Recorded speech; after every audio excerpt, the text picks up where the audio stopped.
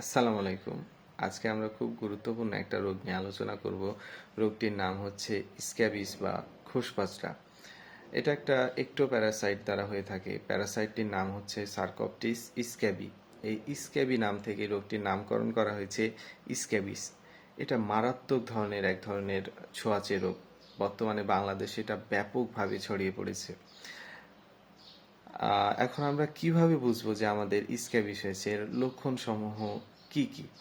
১ নম্বর লক্ষণ হচ্ছে স্ক্যাবিস হলে আমাদের দেহে প্রচণ্ড আকারে চুলকানি হয়। তো মজার বিষয় হচ্ছে এই চুলকানিতে আমরা যত চুলকাবো তত চুলকাতে ভালো লাগবে, এবং এই চুলকানিটা সাধারণত রাত্রে বেশি হয়, কারণ রাত্রে এই যে প্যারাসাইটের চলাফেরাটা বেড়ে যায়, তখন আমাদের দেহে চুলকানিটাও কিন্তু বেড়ে যায়। দ্বিতীয় লক্ষণ হচ্ছে এই চুলকানি আমাদের দেহের নির্দিষ্ট অংশে সাধারণত বেশি দেখা যায়।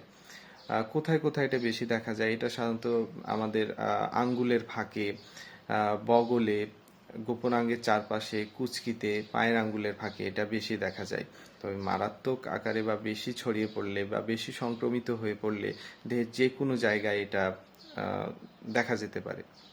বড়দের ক্ষেত্রে সাধারণত আমাদের মুখমণ্ডলে এটা দেখা যায় না, কিন্তু বাচ্চাদের ক্ষেত্রে মুখমণ্ডলেও কিন্তু এটা হতে পারে। তৃতীয় বিষয় হচ্ছে যে এই চুলকানি হলে এক ধরনের গোটা বা এক ধরনের লাল ধরনের লাল ধরনের দেখা যেতে পারে দেহে। চতুর্থ বিষয় হচ্ছে যে এটা যেহেতু ছোঁয়াচে রোগ, তো পরিবারের একজন আক্রান্ত হলে এটা সহজেই কিন্তু পরিবারের অন্যান্য সদস্যের মধ্যে ছড়িয়ে পড়তে পারে। যেখানে একাধিক সদস্য বা অনেক মানুষ একসাথে থাকে, সেখানে দেখা যায় যে একসাথে অনেকেই আক্রান্ত থাকতে পারে।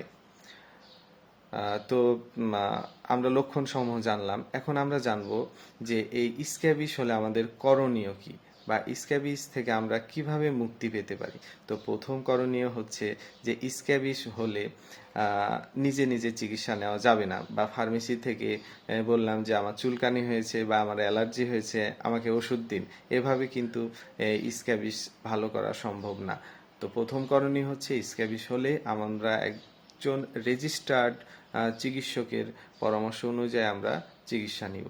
দ্বিতীয় বিষয় হচ্ছে চিকিৎসা শুরুর পূর্বেই এটা যেহেতু ছোঁয়াচে রোগ, আমাদের ব্যবহার্য সমস্ত কাপড় চোপড়, বিছানাপত্র, যা কিছু আছে সব কিছু হচ্ছে গরম পানি করে, সাবান, ডিটারজেন্ট দিয়ে পরিষ্কার করে ফেলতে হবে। তারপর আমরা চিকিৎসাটা শুরু করব।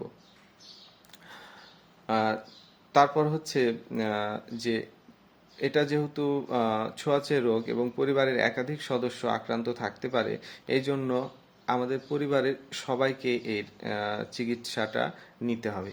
তৃতীয় বিষয় হচ্ছে এখানে স্টেরয়েড জাতীয় কোনো ক্রিম ব্যবহার করা যাবে না। সাধারণত আমরা চুলকানি হলেই ফার্মেসিতে যাই এবং তারা সর্বরোগের মহা ওষুধ স্টেরয়েড একটা ক্রিম দিয়ে থাকে। তো এখানে স্টেরয়েডের কোনো ভূমিকা নেই। এই জন্য স্ক্যাবিস হলে আমরা স্টেরয়েড জাতীয় কোনো ক্রিম ব্যবহার করব না। তো ধন্যবাদ সবাইকে ভিডিওটি দেখার জন্য। তো এই ধরনের পরামর্শ পেতে আমাদের পেজের সাথেই থাকুন এবং লাইক, কমেন্ট, শেয়ার করে ভিডিওটি ছড়িয়ে দিন এবং অন্যদের সচেতন হতে সহযোগিতা করুন। আসসালামু আলাইকুম ওয়া রাহমাতুল্লাহ।